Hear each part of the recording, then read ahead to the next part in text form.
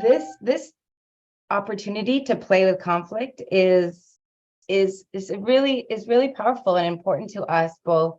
And as if you want to share this amazing quote by Sabun Fusame, that conflict is the spirit of the relationship asking itself to deepen. And I love this quote so much because it reminds me of the importance of reframing conflict from something that's inherently negative to something that is natural and actually an opportunity for growth, and is showing us that something isn't working. Conflict is it, or not only that something isn't working. Sometimes it's just showing us that there's two differences and they're just meeting, and then that's natural. And then if we are in relationship where there is conflict, there's an opportunity to lean in and to learn about one another and to notice what is there to learn from and grow with here. And yeah, we have the opportunity to play with it, which is kind of wild and wonky. You might think, like, why are we playing with conflict? But we'll share a bit about why.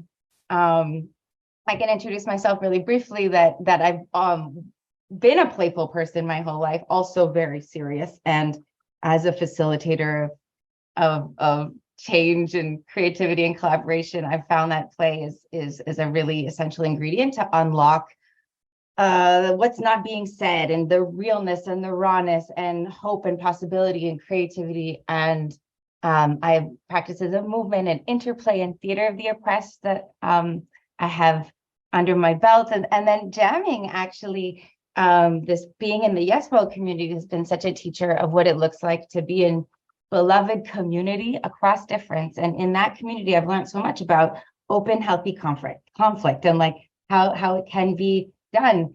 And so this today is an integration of that playful work I'm doing and the conflict mediation work I do with dialogue for peaceful change and jamming. And I'm particularly curious to see how it goes. Ez, will you share a bit about who you are? And Yes, thanks for those the link in the chat there as well. So I've been doing facilitation work for over 10 years, so working with groups to help them achieve their objectives, to align, to explore, to learn together. And the more I did this work, the more I realized we needed to go deep. We needed to look at those conversations that were a little bit challenging, and that if we ignored them, the group would not actually move forward. But if we were able to have those hard and important, challenging conversations, there would ultimately be a transformation, a growth, a spark. And in parallel to that, I have playful practices, then a lot of improv and clowning. And I realized that also a lot of group work was so boring. It was just so boring, and people were working so hard. And I thought, you know what? I'm done. I don't have time in this life to be bored, to have people be de-energized. And so I started playing with it all together. We integrated it. There's so many people in the room. I would love to hear just maybe your voices. If you don't mind just unmuting for a second, just to give a little hello. I'd like to just hear some, and you can say hello in the language of your choice. Any language you'd like. Hola. Hola. Hola. Hello, everybody. hi. Hello. Good to be here. Whoa. Appreciate all you framed about conflict. Oh my gosh. I felt like I just got a rainbow beam of energy. Whew. Okay. We got some energized people on the call. This is great. We are going to start off with a check-in, a bit of a check-in together. And it's going to be a gibberish check-in. So gibberish is a tool where you are saying words that are not real. So to practice, I would like to ask you to put yourself on mute, just to practice a bit. And you can either make up a language, or you can just repeat a sound. Ooh, ooh, ooh, ooh, ooh, ooh, ooh, ooh, ooh. Or maybe your language is kind of like a clicking type thing. You know, it's your language. So maybe just turn off your microphone. So I can't hear you, just give you a bit of practice. And I'm going to just ask you a question. What's your favorite color? And answer with your gibberish language. Okay, favorite color. Great. And if you could have any meal, your next meal, what would your next meal be? Okay, okay. If you feel comfortable now, you can unmute yourself so you can hear some of the words coming in. And what is one of your favorite kinds of places to be? Chikimakana. Ayo coba. Ah, so you all have it. Beautiful work. There is no right way of doing gibberish. The one constraint I would say is not have it be any word that actually exists. So we're going to do this circle in here. The way this is we're going to put you into little breakout rooms, and we're going to ask you to share with your breakout rooms, how are you feeling today? And what would you like to get out of this session? And it's going to be in gibberish.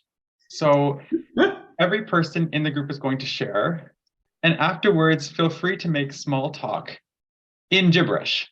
So in the breakout rooms, you'll have about 4 minutes, there will be no words that everyone can understand. Is that clear? This is very serious.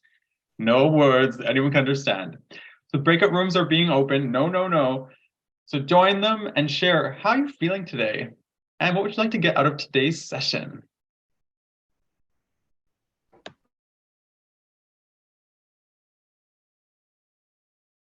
So you can click on the join. You should receive a breakout invitation. You want to tell us what how you're feeling and what you'd like to get out of the workshop? You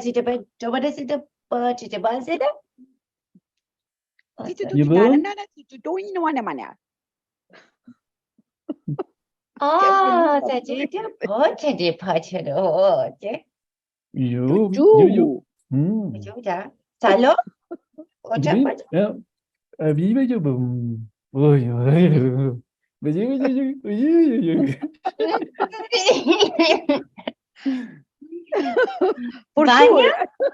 Yes. Yeah, I mean, that's amazing.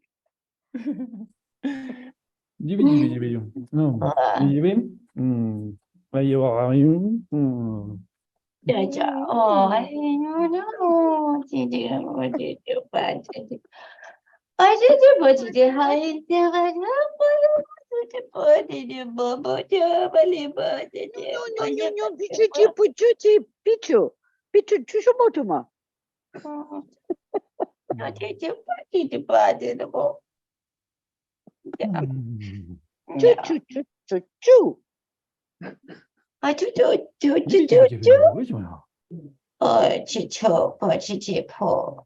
Closing the rooms. Okay.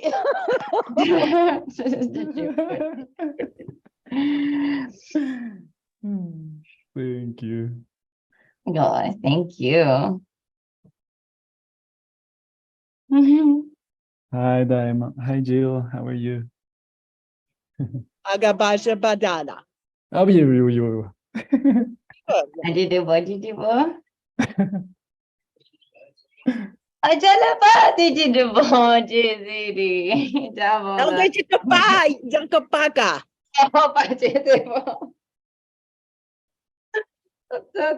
Paga. Aber gesagt, ayati aus Bridgman. Aber. Obviously,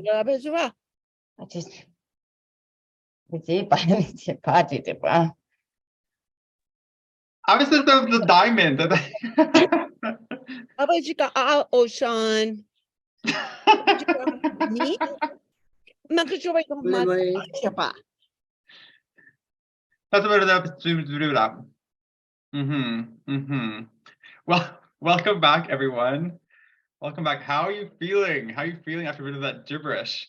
You can write some words in the chat, maybe just taking 1 or 2 shares. You can share in the chat. I'm seeing some crying, laughing emojis. Silly, smiley, giggly, so much fun, mega divertido, super. This is a gibberish is a way that you can instantly move into a space of taking yourself less seriously, of having fun. It takes 3 minutes. And we're like, what are we even doing here?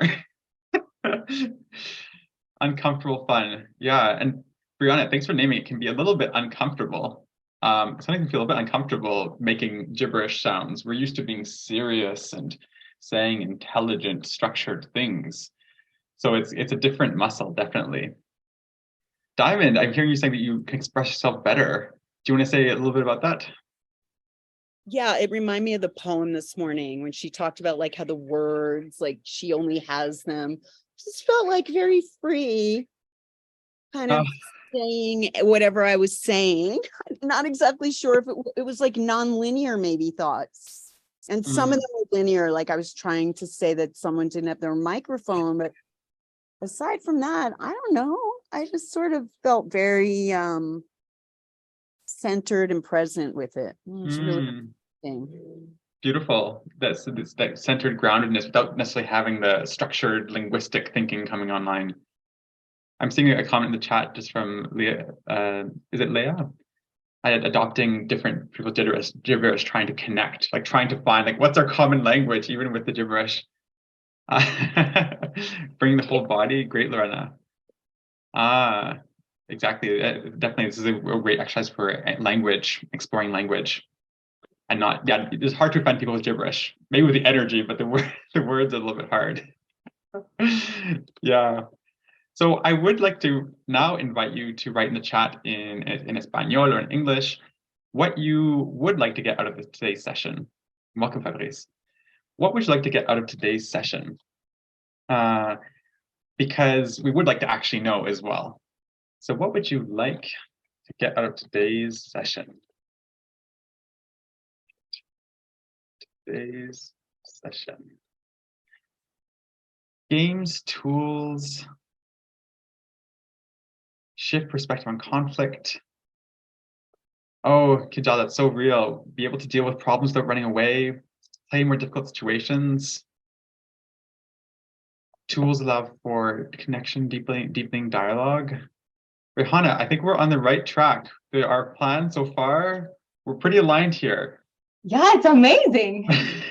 It's almost like the session had a name. And yeah, Right now. Oh yeah.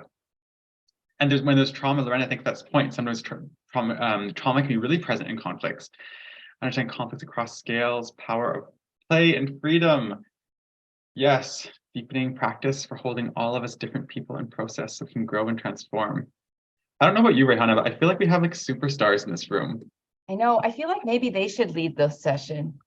Yeah, I feel like kind of holding these reins of what we should be talking about. So please, this is really a learning space for all of us to share what we know about all these things. I'm sure you will all have practices to navigate conflict and also to tap into the power of play.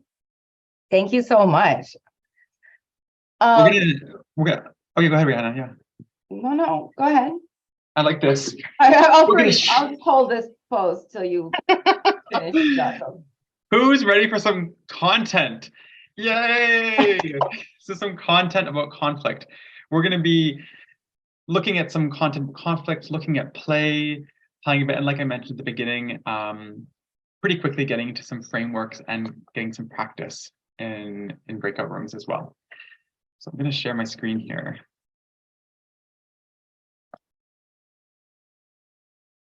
Can you see that, Rehana? I do. So, conflict.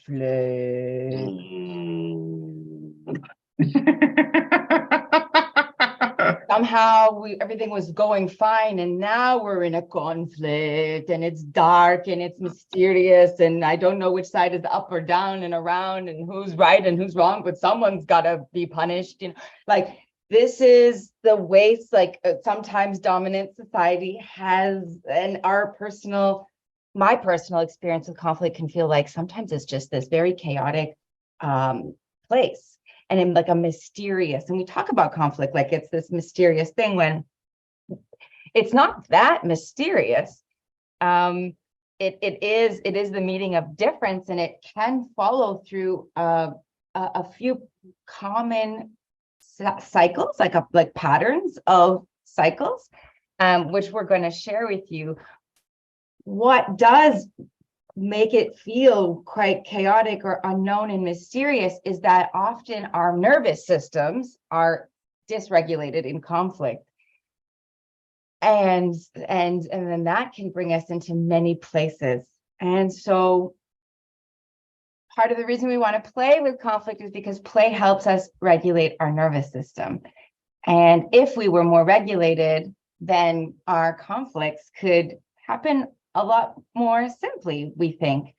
And so we're going to share this next tool about with regards to self-regulation, and it's called the learning zone model, which I learned through the jam. And it's a really great way to track, like, where am I right now? And I could be at any moment in a comfort zone, a stretch zone, or a panic zone. The comfort zone is like it sounds, chilling in a hammock. Essentially, I'm in a zone of known. It's familiar. Nothing is surprising or new. There's no learning happening because I know it already. The stretch zone is the space of where all learning and growth happens. It's the place of opening our mind to embrace new perspectives. It's the place of curiously leaning in to understand, well, why do you think this way? It's the space of like, I'm doing a new thing. I'm writing a unicycle for the first time. I'm in my stretch zone, and it's inherently uncomfortable, but it is the space where we can be both uncomfortable and learning. It's the place where we can be with difference and with openness to be changed and still regulated. Our nervous system is still regulated in this space. It's the space that is ideal for navigating conflict in a generative way, in a way that can bring forward more closeness, more resolution, repair, healing, learning. Now, when I'm so far from my comfort zone, like this, and something triggers a past event that was traumatic, or I'm in such high level of unknown, I can enter the panic zone. All of us can enter the panic zone, and this is the place where we react. This is the place where we can. Our sympathetic nervous system is on. And it is doing what it thinks it needs to do. It's doing what it needs to do to be safe. So it perceives a threat, whether it's real or imagined, doesn't matter. It's real for the nervous system.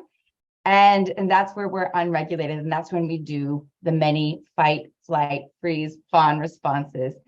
What's important is not to judge any of these reactions, is just to have awareness of where we are, because a conflict that is in the stretch zone can lead to breakthrough, while a conflict in the panic zone is much more likely to lead to breakdown, because we can't really hear the other person and what they're saying because of our nervous system being unregulated. Yeah, and our frontal cortex And perhaps on. Yeah. Oh, I think maybe I have some frozen.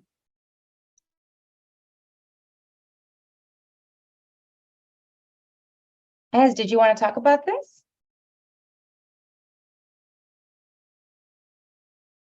Oh, maybe Ez is frozen. I think Ez is frozen. Okay.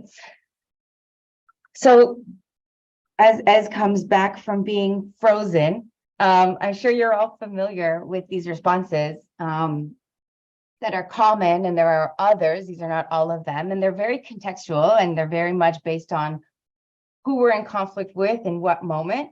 But we can fight, go for it, argue, contend, resist, attack the other, attack ourselves.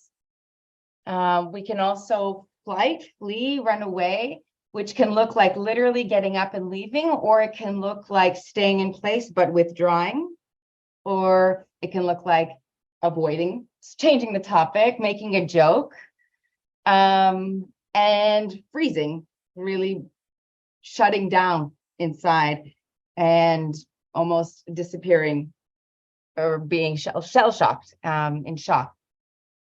And appease is another type of on the flight freeze scale, and it's just trying to make it better, trying to please everyone, but sort of forgetting what's happening inside of us. So really it's an external focus. So I'm curious, you know, there are many behaviors and ways of responding in conflict. Like, what's your go-to response? What's your go-to stress response when you're in the panic zone? And I know it's different for different contexts, but often we can see a pattern over various experiences. Yeah, Jeff, I see you.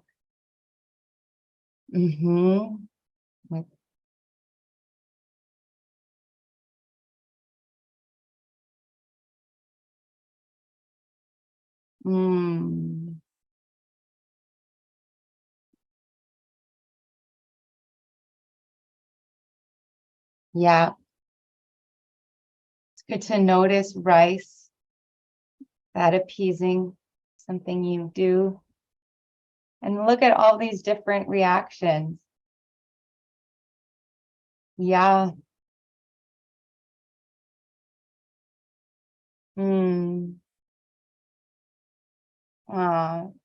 Yeah. All of these are okay. All of them. They are so natural. And thank you for sharing. Just to add on that point, I think it's on that point of it being okay, these reactions are normal. They are to protect us. So what we're trying to do here is gain awareness of when is the reaction serving us and when is it maybe not. I'm seeing, you know, Dalia writing in the chat, used to appease and then learning to speak and resolve. And you know, this is what we can do when we gain consciousness and we are working with conflict. We begin to navigate these reactions in a different way and in a healthier way that serves our needs. Right.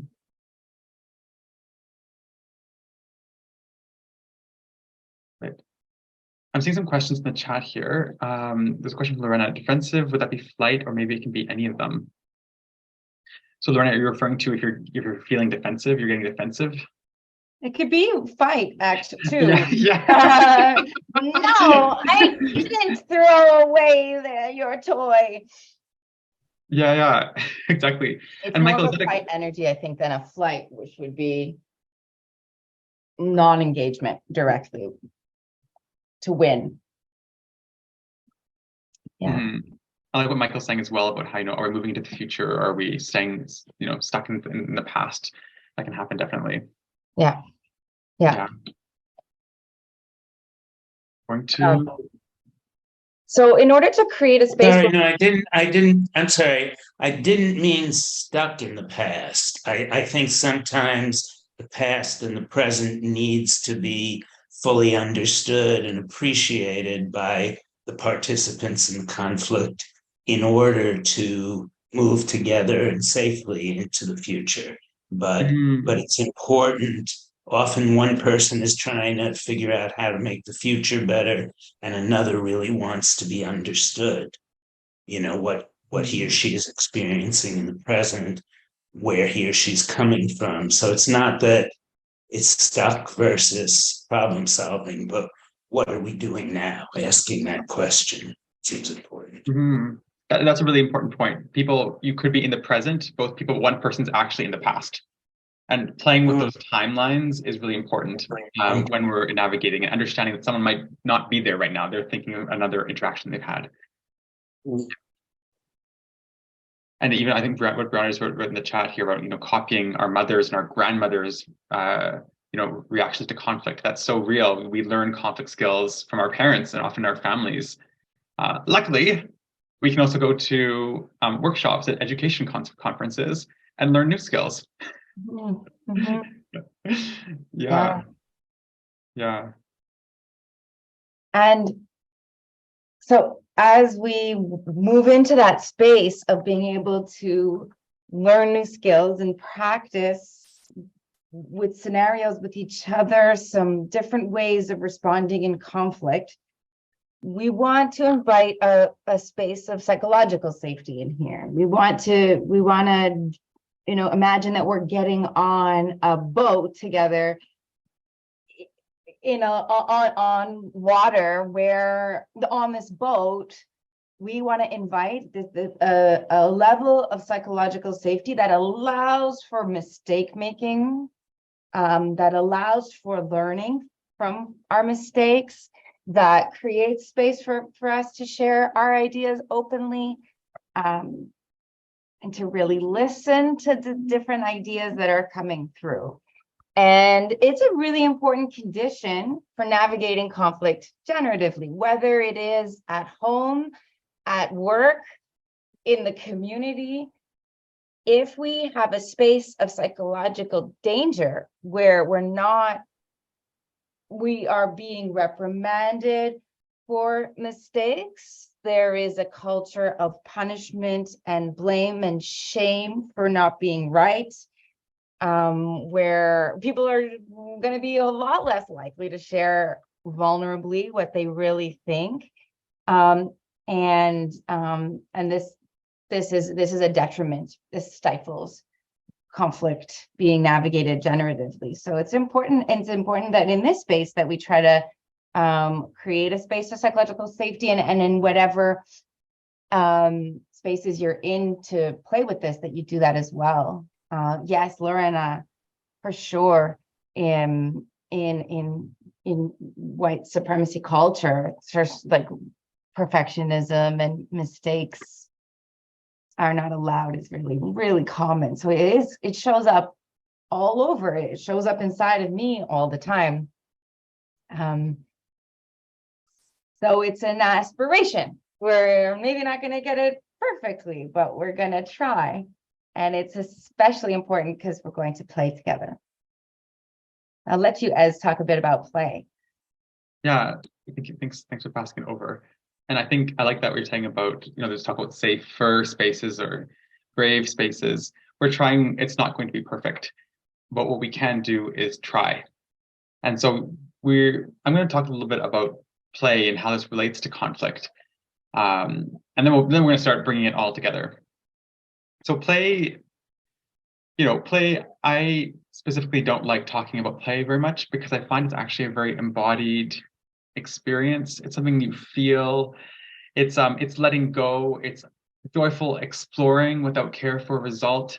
It's unique to you. There's no right way to do it. It's not about being good, and it requires that psychological safety. So if you do not feel safe around someone, it will be very hard to take risks. It will be very hard to play.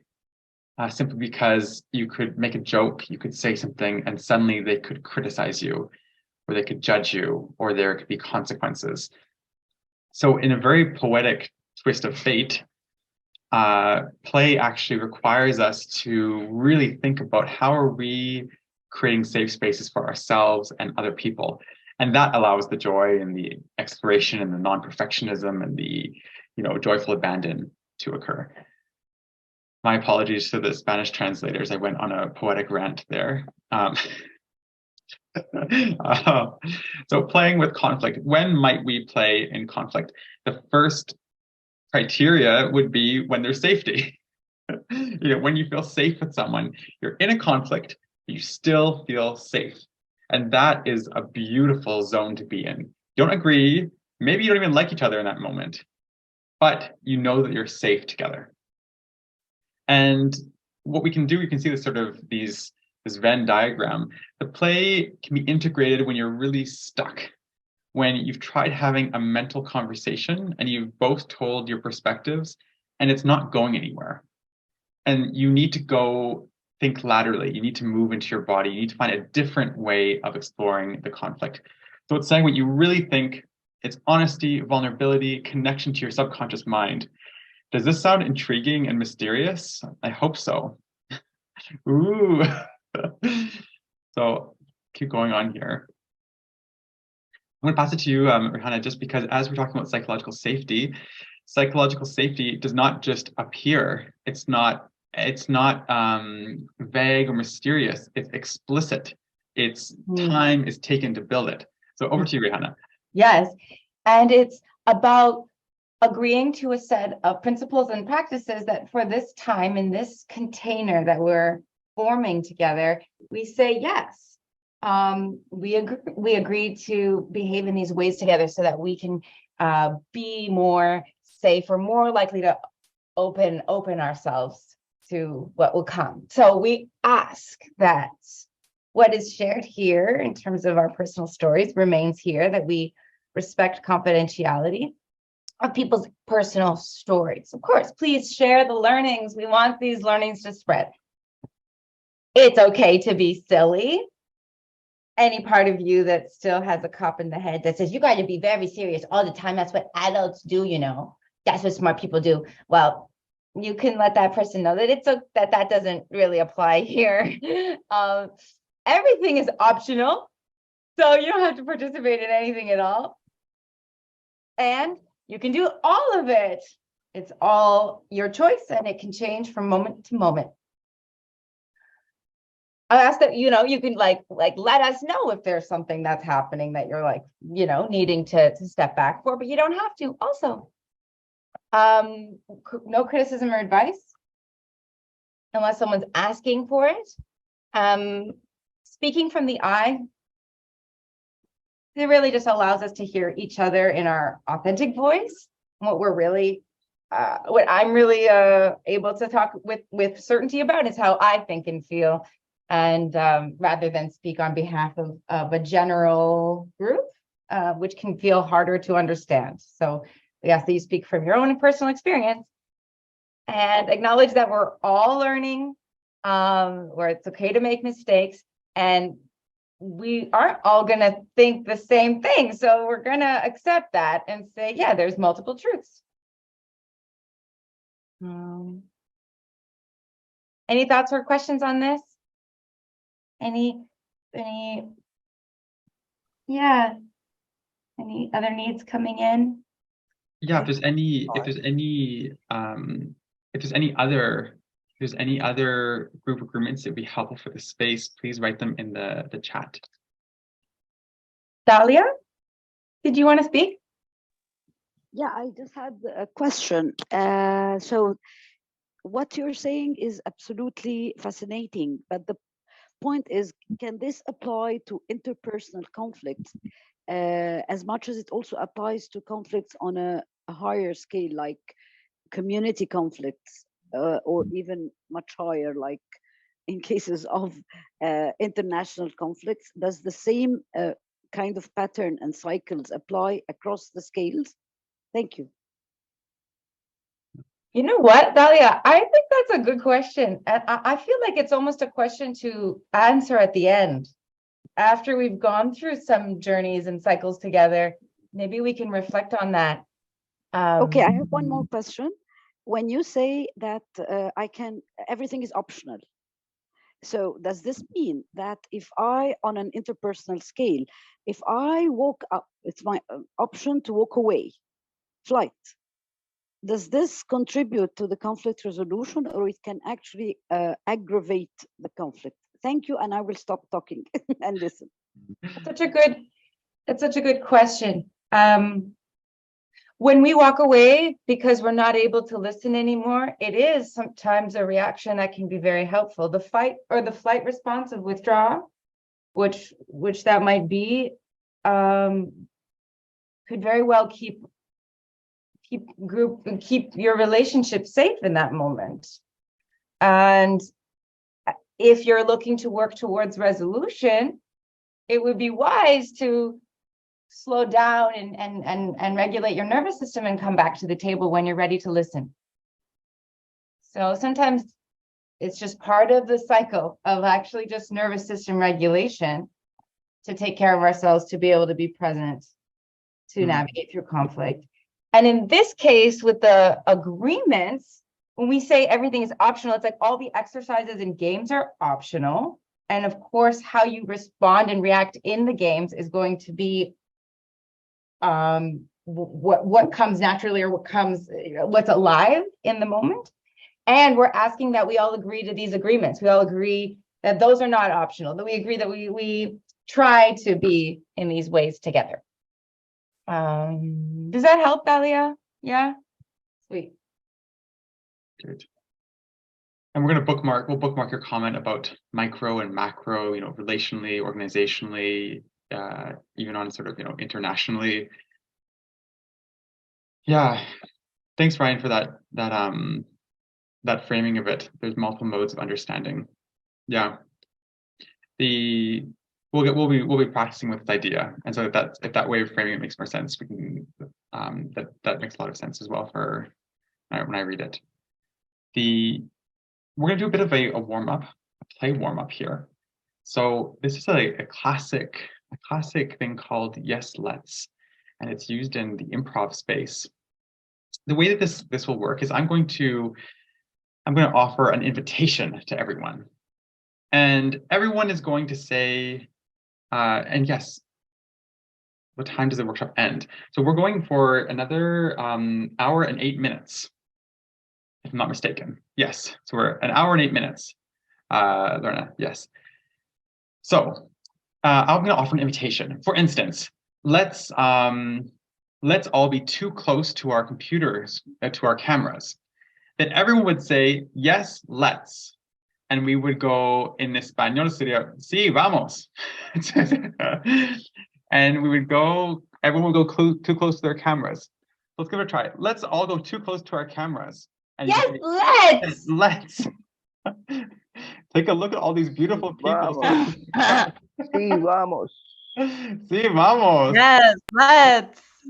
Okay. Vamos. Yes, let's. Let's Yes, let's. Let's pretend we're all cats. Let's pretend we're all cats. Yes, let's. Oh, yes, let's. Yes, Yes, let's. let's. Nay, I love your cat. This cat has attitude. I like it. Yes. Oh my goodness. Maybe your cat's aggressive. Meow. Meow. Meow. Let's all become incredibly beautiful. Let's all become incredibly beautiful and vain. Beautiful and vain. Ooh, look at all these beautiful, vain people. Leah, I'm loving it. This person is celebrating themselves. Yes. Whoa. Okay. Look at all of you. We need to hire a supermodel agency.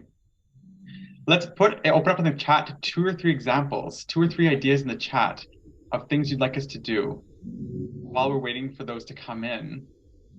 Let's all pretend we're really stressed and working really hard, making lots of emails and looking at our phones. Yeah. Yes, let's. Oh. Yes, Oh. let's. Oh no. Andrea, you're busy, I can tell. Being very productive. Good job, you're being productive. This is great. Keep it up, Jeff. Keep it up, we're doing it. Thou, keep working, everyone. Keep working faster. Faster. Oh, okay, let's pause that one. Okay, so we're gonna get 2 or 3 ideas. If you'd either put in the chat or if you'd like to unmute yourself and just say, let's, and we're gonna follow you. Remember, you don't need to do the thing, it's an invitation. Does someone have an idea of something you'd like to propose to the group? Let's all eat our favorite meal. Yes. Yes, let's. Yes, let's.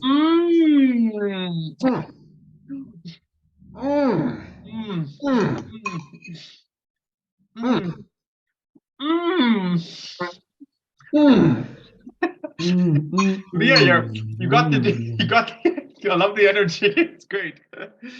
Okay, one more. Someone have another one. Someone have one more.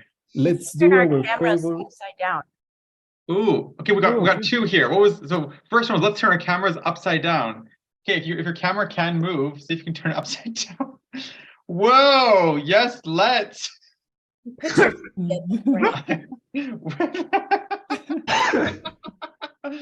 This meeting's got way more interesting. Okay. And we have a last a last one here, which was I think this was from Eileen in the chat. And Eileen was saying, let's imagine that you're dancing with your favorite friend. So let's let's see here. I'll put on some music here just for dancing with your favorite friend. Feel free to dance in a way that makes sense to you. Okay. You're dancing with your favorite friend, everyone. Whoa, so it's a dance party. Yes. Give me a reason. Ooh. So part of the song, everyone. Andrea, I'm loving it. You're living your full life. Eileen, yes, keep it going. Whoa.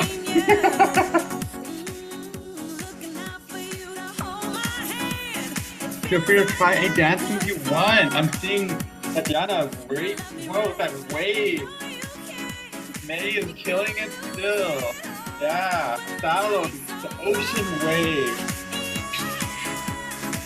Your best friend is loving it. Yeah. Oh. Okay. Okay, beautiful work, everyone. The play space, as you can see, it's actually yeah. The play space, you can actually go there instantly. What it requires is the desire to do so, and you can quote me on that. How are you all feeling? We get some words in the chat. What's the energy like? How are you feeling inside? Any sensations, emotions? Hermoso, awesome, so great. Yes, got some hands. How are you feeling? Are you feeling lots of energy, low energy, medium energy, open? Like that better than pretending to be busy at work. My gosh. Late night dancing. Thank you. Thao, you were, I could tell it was late night dancing because it looked like you were in a rave. It was amazing. I could energized. Bit of freedom and a moment of happiness, energized. Beautiful. Okay, so this feeling we have in our bodies, it's here. We feel open. Hopefully you feel a sense of safety. What if we could bring this feeling into our hardest, most difficult moments? Who knows? Oh my gosh. Let's see. Wow, exactly. That's what we're going to be experimenting with today.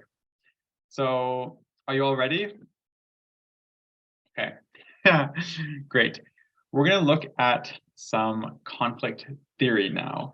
And Rehana was talking about this a little bit. I'm going to pass it over to Rehana to talk about a bit of a conflict process in the panic zone.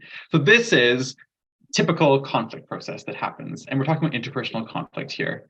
Over to you, Rehana. Yeah. So to be at that place of bringing play into the conflict cycle as a generative force, we're going to look at what happens when we are in the panic zone and there's no play, and see how and why it might be important to try on some new playful ways. So sometimes we are in conflict, which is like we're in a disagreement about something. It could be values, it could be behaviors that are not congruent, feelings of hurt based on actions or words. Many things can lead different decisions that are being seen differently that lead to conflict. And as we saw earlier, when we're so stretched from our comfort zone and we're actually no longer able to, our nervous system is perceiving a threat, we enter the space of reactivity, which is again trying to keep us safe. And if we are not able to regulate our nervous system to slow down, to listen, to understand, and find a way forward together, then what most often happens is a pulling apart, separation. So we end up with a feeling of us versus them, like there's a right, there's a wrong, irreconcilable differences that often have in judgment about it, like, oh, I wanted it this way, you wanted it that way, I was right, they were wrong.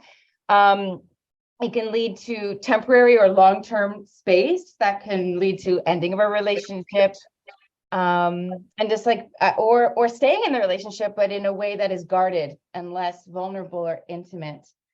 Ultimately having a projection of what the other person is thinking based on our own judgment and not really understanding the other person. So all these ways that we end up further and further apart from one another, that are formed in our stories of the other or our assumptions. And this happens all the time, that, you know, we freeze one another based on these perceptions of, and so we'd love us to play with, okay, let's see what else is possible. If we don't want to lead, if conflict doesn't need to end in separation, which it doesn't, then we can have the opportunity to see a generative conflict process. So in this space, this is more what conflict could look like in the stretch zone. So when we're still safe enough, feeling open and easeful enough to listen. Ez, did you want to take us through this one? I totally can. And I want to just say to everyone, models, these are conflict can be messy and confusing and cyclical and difficult. This model is not normative. It's not saying conflict goes through phase 1, 2, 3, 4. It's talking about things that need to happen for a conflict, and that for the conflict to sort of have that sort of generative energy, a forward momentum. And again, you might bounce back between these different sections. So there's the same thing of conflict, but this time there's some self-regulation. The nervous system is doing some self-regulation. You're like, okay, I need a break. I need to breathe. I need to care for myself. Then there's sort of a phase here of listening to understand. And if any of you have done, you know, any nonviolent communication, active listening, it's essentially once you both calm down enough and you both feel able to hear each other in the conflict, there needs to be a moment when you are opening yourself up to hear someone else's world. That could be their feelings, their intentions, the impact that you had on them, their needs, their desires, their context, what was happening for them. Traps might be being defensive, being stuck in a stress response. So just to give you like a very concrete concrete example here, let's say one person is always leaving dishes, and the other person's always cleaning them up. One day, the person who was cleaning up the dishes yells, like, I can't believe it, you're making me work so much. You don't care about this house at all. Okay, so that's the conflict. The listening to understand piece, when they're able to listen, is they're going to hear each other. And maybe the person who was always leaving dishes will say, I grew up in a house where I was always forced to wash the dishes. So not washing them feels like a huge space of liberty for me. And it feels like I can finally be an adult. Maybe they're saying, I feel overworked and stressed, and I'm like unable to take care of anything right now. And the last thing I have energy for is the dishes. Each person is going to have their story, this listen to understand thing. We're trying to hear the story. And without this, the conflict probably will never go forward. It's very hard. It requires a bit of diving in. Ideally, you want to make sure both people feel heard. Once you feel heard, then you can kind of begin entering into an ideation space. And a mistake people make with conflict is they begin to ideate without having heard each other. So by ideate, I mean come up with new ideas of what to change, what to do going forward. So someone could say, a mistake would be to say, you're always leaving the dishes, start doing them. We're doing a new system where you don't go to bed until you do your dishes. But you haven't actually gone through the process of listening and hearing each other. So once you do that, then you come into ideate. Is that actions? Do you want changes in behavior? Do you need an apology? Do you need some accountability for what the person has done to you? Do you want them to take responsibility for what they did? Do you want them to take actions to repair? Do you want them to take actions to prevent it from happening again? And there's this thing of how just because you had good intentions, it does not mean that you have not hurt someone. And that is often where accountability comes in. You could have tried to do your very best, but it doesn't mean the person wasn't hurt. And there also you can integrate consequences for inaction. And then you have a bit of a follow through, so let's say for this ideation, let's say these two roommates, they say, okay, we're going to have 3 days of the week that are dish days, clean dish days, and 4 days that are leave your dishes out. Great. They've had their conversation. They've come up with an idea. We're going to try it. They need to follow through. They need to say, check in a week, in 2 weeks. Is our system working? To not just leave it there in the air. And are adjustments needed? And you can imagine these two roommates, they might actually leave this conflict feeling a little bit better. They might feel a little bit like, wow, I understand more about you. We have a system, we have trust, we have the safety to be in disagreement. So that's a typical generative conflict process. Any questions, comments about that? Sal, I'm seeing a question in the chat. What do you think about separation turning into listening to understand? Oh yeah, good question. I mean, a good comment. It sounds like it's a very interesting thought. There's different ways I can take that question, but I mean, my thought on it is that you can't force someone to listen. Like people are ready when they're ready. So I think there's actually I think separation is sometimes a very good option in a conflict, actually, when there isn't that availability and that willingness to provide a safer space, and there's not that willingness to listen. So I would say it's like when you can tell you're ready to listen when you're ready to listen, when you're ready to, how's that for a second quote of the day? You can tell when you're actually ready to put aside your agenda and your thoughts and your experience for a second, not just unvalidating them, but to hear another version. And that's like there's a particular skill of listening to understand that involves suspending judgment, even if it's momentary. To be able to really listen fully, we need to be able to acknowledge that judgments might be coming up and put them aside so that we can really not be limited by our judgments and really see what the other person's trying to say. Yeah, exactly. Let's imagine the dish people is spiraling. Yeah, thanks so much. Exactly. When that sparky energy pops up while ideating and you're like, ooh, I think we need to maybe we haven't really heard each other yet, or I'm sensing there's a bit of energy here. And I think that your point about energy is very true, because you can feel it. When someone's just a little bit, a little salty, a little bit, and you're like, are we good? Are we ready to move here, or do you need some space? Do you really feel like I understand you? And the person, hopefully, they can say actually, no, I have more things to say, which can be quite nice. Let's imagine with our dish example that the two dish people, they're having a conversation and they are deeply in disagreement and they just are not getting somewhere. They both said their stories, their childhood, their dishes, and they've kind of arrived at a point of just being like, well, I really don't like this and I really don't like this. But they do want to move forward. This is when we're going to bring the play space in. So I'm going to share an updated version of this graph, and it's going to have an extra section for play. So I'll explain that in a second. The dish people, yeah. Who's done dishwashing? I mean, that was my first job. Okay, so here you have the same graph. Everything is the same. There's an extra section in the center called play. So this is going into a play space. This is letting go of control. This is amplifying. This is being wild. This is letting it all out. And you need to make sure that there's psychological safety to get here, and then you're debriefing. So the idea here is that often in conflicts, we're doing our active listening, like, yes, I understand that you feel this way and I feel this way, and this is what happened in my life. And it's a very cerebral space. And what's added here is a section to actually play together within parameters. So it could be moving, it could be groaning, it could be doing gibberish, it could be putting on hats, it could be using puppets.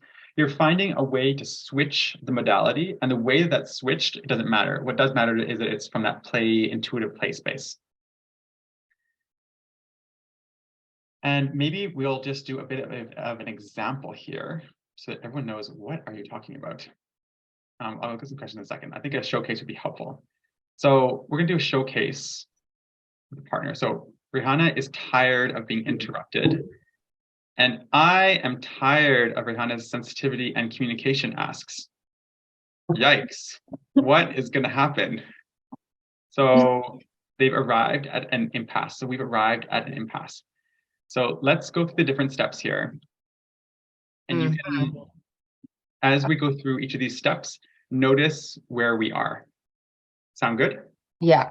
Is there a way that we could be spotlit at the same time as Yes. that way thank you. We're spotlit. Okay. You know, yes, Ez, I gotta tell you this amazing day I had yesterday in Toronto. Oh, It cool. was Yeah, like nice. magical. I felt like I was visiting the past, all these places I've had so many I memories. felt that way as well. I totally have had moments like that. You know, like you're in like the day and then like in the past, you're connecting and you're like, wow, I had a day like that actually last week. It was so good. As It was, I was just talking about my day, and now you're just talking about your day. It was kind of like, and you do this all the time. You interrupt okay. me when I'm talking, and you take it off, and it's all about you. And I'm like, I don't even want to talk about anything. I don't even want to tell you my story about yesterday. Okay, so here we go. I'm like big bad me, and like now you're gonna like sulk. I'm just talking. We're just chatting. I don't see what the big deal is. I mean, like, what do you mean you don't see what the big deal is? Like, you totally just didn't listen to me. You came in, you took the baton, and you started talking about something completely different. You made it about yourself, and I was feeling like really wanting to tell you about this thing that happened yesterday, and now I just feel really sad about it all. Okay, well, I feel like annoyed at you, and like this whole exchange is like making me like not want to hang out with you right now. Ugh. Okay, so what phase are we in right now? What phase are we in right now? We're in conflict. Okay, so let's go to the listen to understand thing, and let's pretend that we've had our moment. I'm like, okay, I'm annoyed right now, but I feel like I'm not quite getting what's going on. I do want to understand what's But happening. just want to like slow down that like we could have gone in ping pong for a while in conflict, just being like, no, I'm just like trying to speak, but not trying to listen, which is what happens often where conflicts persist, is that there's no listening, whether it's interpersonal or macro level conflict. So let's say that we acknowledge, oh my God, we're in a conflict. That there's a moment of like, okay, as all right, okay, this isn't working. So, okay, tell me more about feeling annoyed about me bringing up that you interrupted me. Well, I just value, I want us to both be able to share and freely. And I feel like sometimes you're not like you'll get mad because I interrupt, but I'm just enjoying talking with you. Okay, so your way of enjoying talking with me is being able to, whenever you want to speak, to speak. Well, it's just that not being so structured, like you speak, I speak, you speak, I speak. It's like, can we just like jam together and have fun, not be so structured? It's so structured, and like, Okay. and then you get so angry when, I like interrupt you. Yeah, okay. So I hear that you're feeling almost like stifled, like in this structure of you speak, I speak, you speak, I speak, and you want more fluidity. And Yes, exactly. okay. I want fluidity and openness. But I want to understand what's going on for you. It sounded, or it seemed like you were a little bit hurt when I interrupted you. Is that? Yeah, I was just starting a pretty important story for me to tell you, and it just got totally taken away by you, and I don't know, I felt disrespected in that moment, like I didn't matter. Okay. So you felt like my interrupting for you makes you feel like you don't matter and like disrespected. Yeah. Okay. Would you be into pause? So we've had a bit of a listening to understand, and some conflicts end here, and you kind of like listen and like, okay, what can we do going forward? Let's imagine that it hasn't, and you're like, okay, let's explore this in a creative modality, bringing in the play. And there's a comment in the chat as well about professional context. I just answered that. You can bring these into professional context, just adapting them to the context that you're in. Just each company, each organization is different. So let's go back in, and I'm going to propose to Rehana that we're going to go into a play space. Rehana, would you be okay if we went into a bit of a play space to explore this tension we're having? And so, we'll make sure we don't know what's going to come out. We don't know how we're going to be acting. We're going to be playing, and we'll do it for about 2 minutes or so, and just going to see what comes out. Yes, let's. Yes, let's. Okay, let's do it. If you want to pause or anything, just let me know while we're doing it. Okay.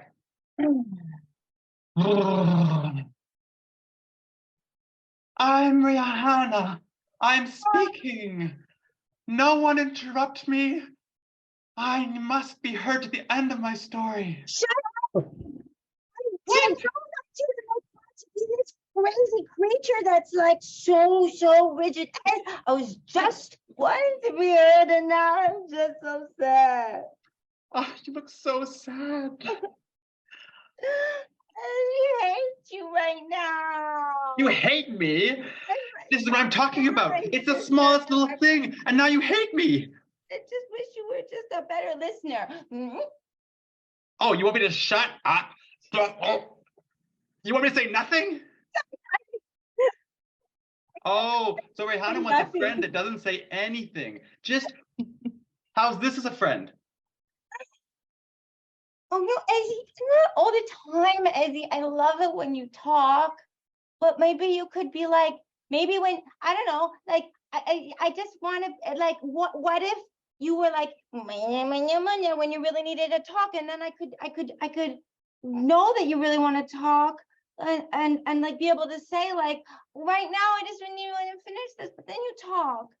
Okay, I will do little hand things, but I need you to be less sensitive. Let me if I'm interrupting you, just be like, hey, I'm talking. And I'll be like, oh, okay. You're so like, oh, like I'm upset. We didn't even say anything. Chill out. Okay, all right. So you want me to be like, yo, I was talking. Yeah. Oh, I can do that. Okay, pause here. So we're still in our conflict, but we're exploring it in a way that's a little bit more raw. We're yelling, we're allowing what we actually think to come out in a way that's a little bit unfiltered. So you can see why the psychological safety is important here. You could totally do role playing. This is like you could totally integrate role playing in this. Like, I'm Rihanna, I'm whatever it is, or you someone else. Did it, in fact. Let's finish our conflict, Rihanna, just to finish the cycle. Okay, so how was that place thing for you, Rihanna? What came out for you? It was really good to tell you how much I hated what was going on. Yeah. Yeah, it was very liberating to be like, I hate. In this moment. And for you to kind of just have that, like, that you didn't react like it was the end of the world, made me feel more safe with you, actually, because you could view it, what I was really feeling. And I could really feel how I loved feeling how you were so frustrated by the sensitivity, and I could really experience it, like almost like it was happening to me when you told me like how hard it can be to be with the like, not even why you making such a big deal. And I was like, oh my God, yeah, that's so annoying. Like I felt how annoying I was. On my end, I felt I actually cared more about you because I felt like your emotions were expressed more clearly. Before you were kind of explaining it, but I felt like I saw it impacted you. So I think that made me want to actually collaborate with you. So let's move into this ideation space. What do you think we could do to have interruptions, like me not interrupt you, while still respecting my need for flexibility and fluidity? Yeah, I feel like when it's a really sensitive thing that I feel like it's important to finish my thought, I can just be direct, like you asked me to be. Like, yo, I was talking. But I think I can also let it slide more when I'm talking to you about something that's more banal, you know? Yeah, I like that. I'm gonna try your hand thingy when I have something to say. And I went like, I'll try give that a try. And also like I would like you to try yes, the less sensitivity, and also just call me on it. You can call me on it pretty directly without getting all like up in it. Yeah. Should we check in like a month and see how it's going? Let's check in a month. Great. Whew. Okay. We just went through a conflict cycle. All the things, and you can see how it has an arc. It has an arc and it ends. So I'm seeing some comments in the chat. Yeah, you know, oh, I should be less sensitive. I'm sure that's a great comment to say to someone. Yeah. Yeah. Any other comments? Comments you want to add them? Comments or questions you want to add in the chat? I'm going to turn off our spotlights here, and I'm seeing this comment from Michael around. Yeah, power and conflict. So much acknowledging those, especially in like a organizational context. Oh yes. Yeah. See the play naturally into ideation. Yeah, thanks, Leah. There was totally exactly. It can move into ideation when you're and we weren't trying to go anywhere. We're just trying to just play and be you know, wild and ourselves. Yeah. Yeah, and also want to acknowledge the comment of Lorena and how really it could shut you down to hear what someone really thinks. In the case of being told I was too sensitive, I could see how that could really shut me down too. And in the play space, because I had all this wild space to actually show how much that was, like I didn't have to be composed and intellectual. The body had a space to move the energies that it's designed to process emotions. The body's designed to process emotions all the time. So my body was more engaged, and it really helped me to stay with the thing and even show like, I hate this.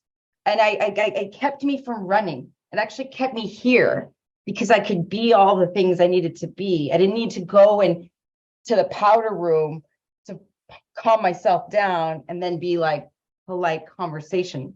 You know, I don't know. So I think it's going to be interesting to see what you experience, all of you experience when you try.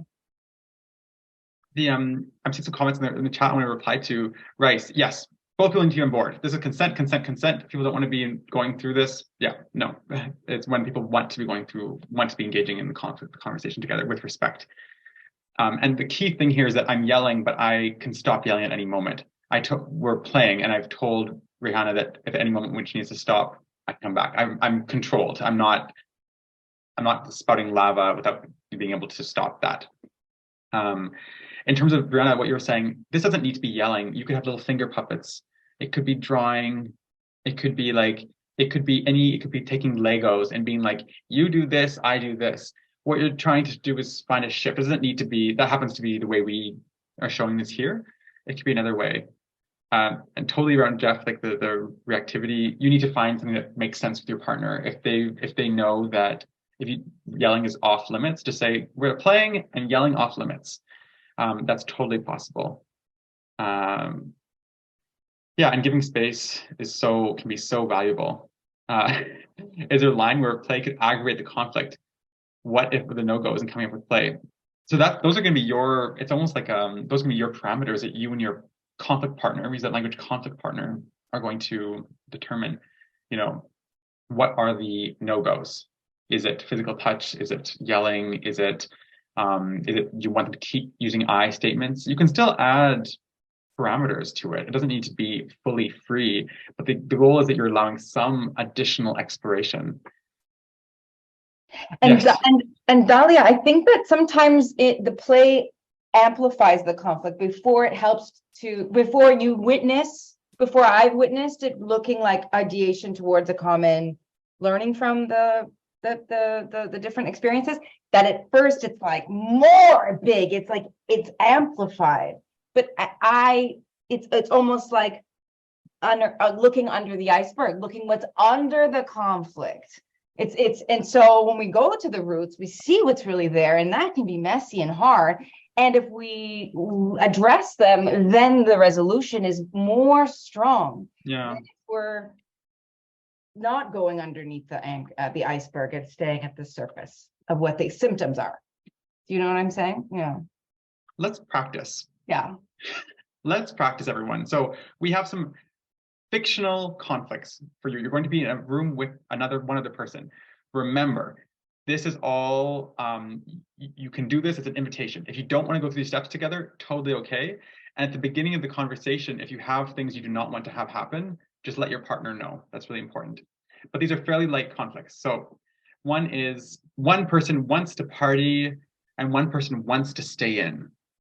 So one person would choose, I want to go party, I want to go out. And the person's like, no, I want to stay in, let's relax. That's the conflict. And you can be creative in where you take it.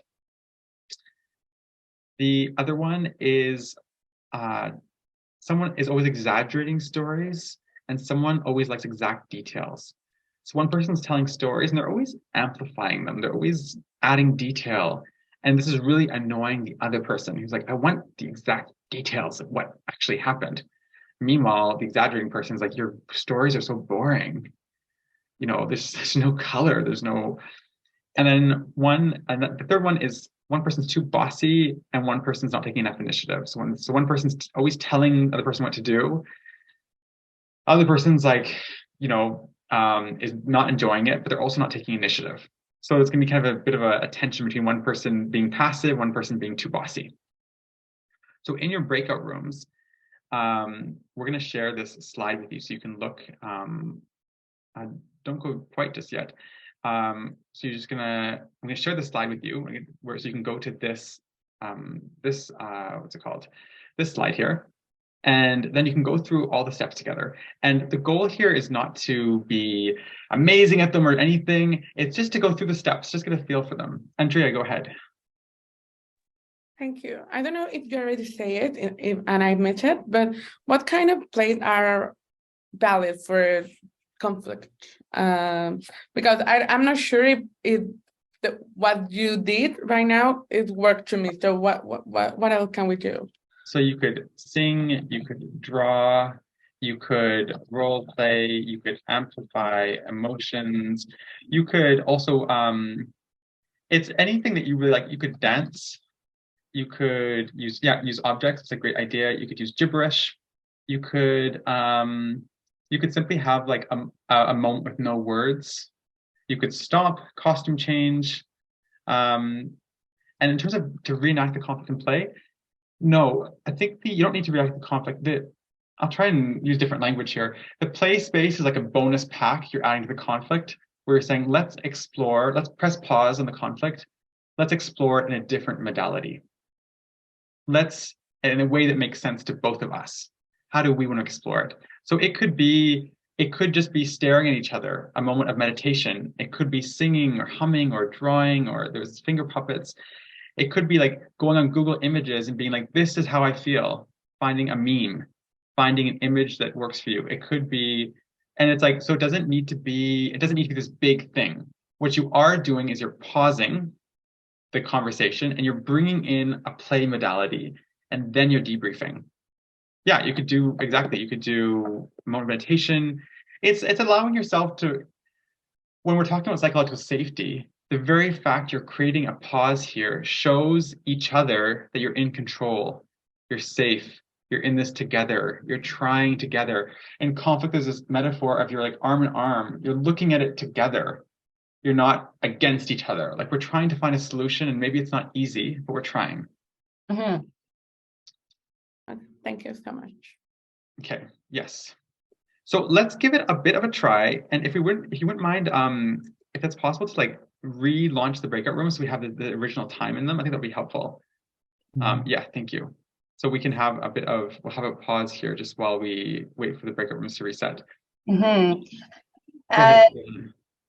We're gonna have about 7 minutes.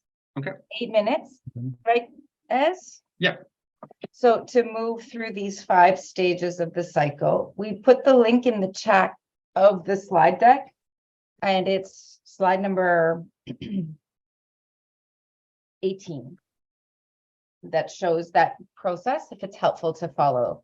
The conflict, have your conflict, then acknowledge you're in conflict, try to listen to understand, then go bonus package it out with some play, see what happens, debrief, ideate, brainstorm solutions, and follow through. And if you have questions, come back in, we can help you out here. We'll be in the main room if you have any questions. Remember, if at some point you want to pause, you're like, I don't want to keep going, you can just chat with your partner. You can pause at any moment. Right. So going back to the idea of psychological safety, do not need to be unsafe at any moment here. Yeah. And just come back in the main room if you're having a difficulty. We'll come help you. Yeah. Ask for what you need. Are you sharing the scenario again? Yeah, I'll put those in. They're actually in the slide deck at the slide 21.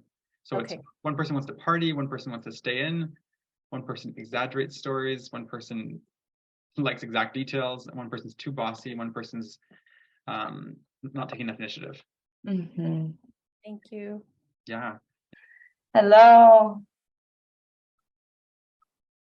Welcome. Welcome back. Thank you. Yes. Was that enough time to go through the cycle? Yeah. I see some nodding, some head movements. Okay. Well, I'm so curious what you noticed. Like, this is debrief.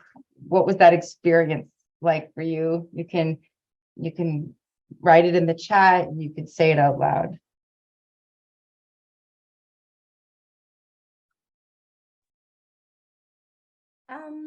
I can say it out loud.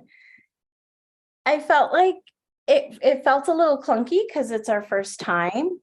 And I know how I would deal with it in a, just listening and expressing how I'm feeling, and asking for how they're feeling. And so in that more mature, nonviolent communication kind of way, but I had to stop myself and like, okay, no, let's follow the chart. Okay, and so let's do some play acting is what I, just following what you guys did. And then it just, there wasn't enough time and it felt clunky. And yeah, we were like, let's just have brunch and figure it out another day. Yeah. Thank you. Yeah. Thanks for sharing, Lorena. Clunky at a time. Yeah. I can relate.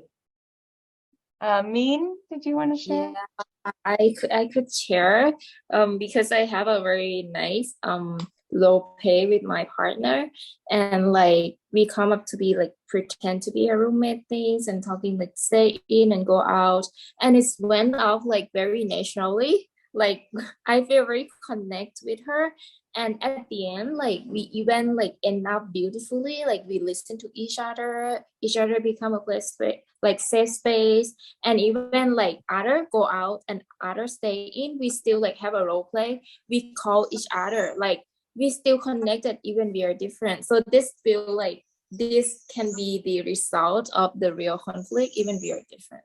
It's so wonderful. Beautiful. That's so great to hear. Thank you for sharing.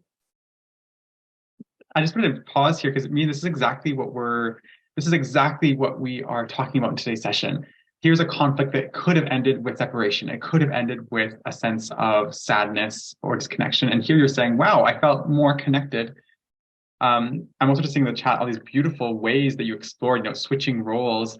And I participated in one of the breakout rooms, and we did, it was a non-verbal movement exploration. And it actually communicated a lot more than the words, which is beautiful. Yeah. Any other shares? Chat, or if you'd like to unmute yourself. Emojis. I like this emoji expressions. Oshan, yeah. Beautiful. Okay. Go ahead, Jeff. Yeah.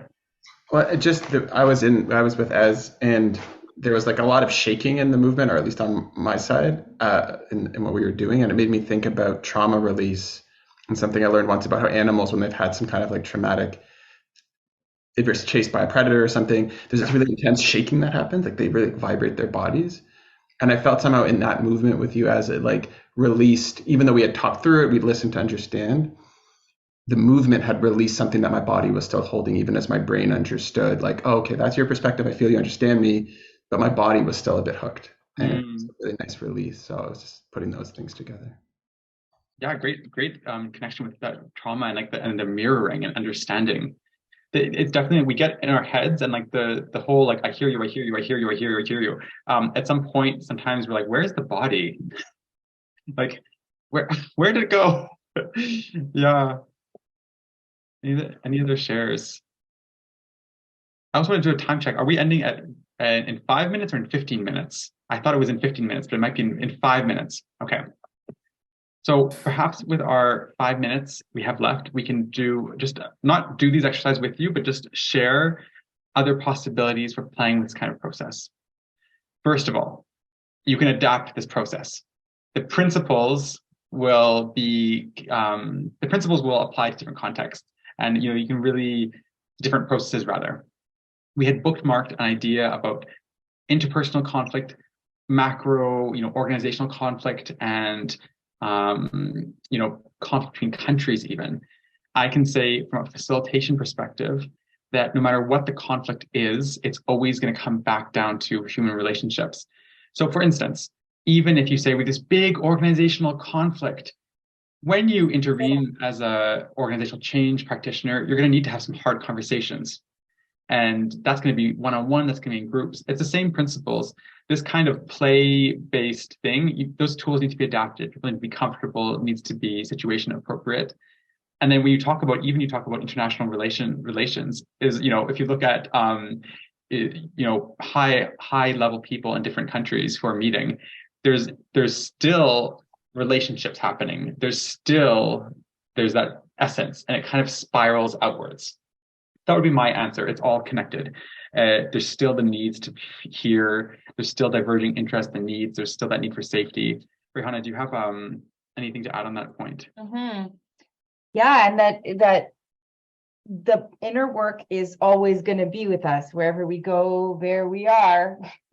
So all the work I've done or not done on myself will show up over and over and over and over again. So the interplay between the work that we all need to do to move through our to move with our nervous system in a loving way that reintegrates experiences of pain or trauma from the past that separates us from ourselves is equally part of the journey of reconnecting with others in right relation. So that inner work and how it relates to the interpersonal work, I've seen it make or break, what a conversation breaks through or breaks down. It's like, am I doing my own self-reflection and awareness to be here in a good way? And am I holding myself so that I can actually listen without feeling like I'm abandoning me to be with you? And that I feel is actually really hard. Yeah. But I've seen also that when groups, like working with teams inside organizations, when they begin to norm their culture of relating that makes space for the personal and the relational in a real way, that actually ripples out to other teams. It ripples out to their way they have their staff meetings or their retreats, and that ripples out to the decisions that make that form their strategic direction. And like it really. I'm just noticing the time here. I would like to capture your insights. If you don't mind writing the chat, one big takeaway, one insight, a question, something you're leaving with today, just to capture that. So it could be something that we said, a moment that you had, something you'd like to explore, just to get a sense of your sort of one takeaway from today's session. We will stay back a few minutes after the hour if you have questions, if you want to jam and just talk and exchange. And for those that need to leave on the hour, really thank you for coming, thank you for playing, for jamming, for trying out something new as well. So yeah, if you want to add in the chat just a takeaway, I can just, while I'm waiting for those answers to come in, just say that so for me, just such a pleasure seeing all of you being open to play. It brings me a lot of hope for this world. Systemic intervention will change the world. Humor works. Serious positive impact on conflict resolution. Yeah. Boom, boom, boom.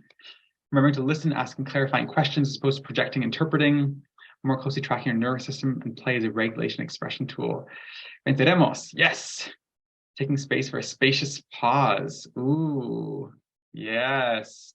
Maybe shall we end with a breath together? Let's do it. I'm gonna take a big breath down to your toes and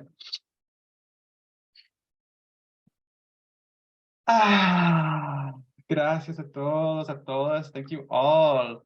Enjoy the rest of the conference.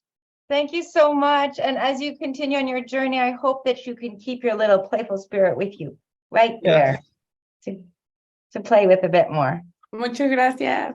Muchas gracias, Andrea. Muchas gracias a ustedes. Thank you. Gracias, gracias. Thank you Thank you. so Gracias. much. Thank you. Thank you. Thank you. Bye. Muchas gracias. Uh,